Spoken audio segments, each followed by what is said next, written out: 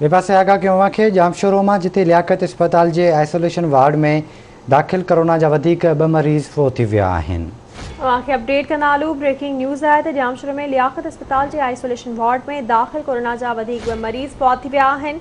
Corona विगे फ़ौतुनि जो अंक 44 थी वियो आहे। लियाकत अस्पताल के आइसोलेशन वार्ड में हिन वक्त कोरोना जा 22 मरीज़ इलाज हेठ आहिनि। अपडेट कनालू ब्रेकिंग न्यूज़ है तो लियाकत अस्पताल के आइसोलेशन वार्ड में दाख़िल कोरोना जा वधीक 2 मरीज़ फ़ौत थी विया आहिनि। कोरोना विगे फ़ौतुनि जो अंक 44 थी वियो आहे। तफ़सील मालूम कंदासीं जामशोरो मां अली मुराद चांडियो खां। अली मुराद, छा तफ़सील आहिनि?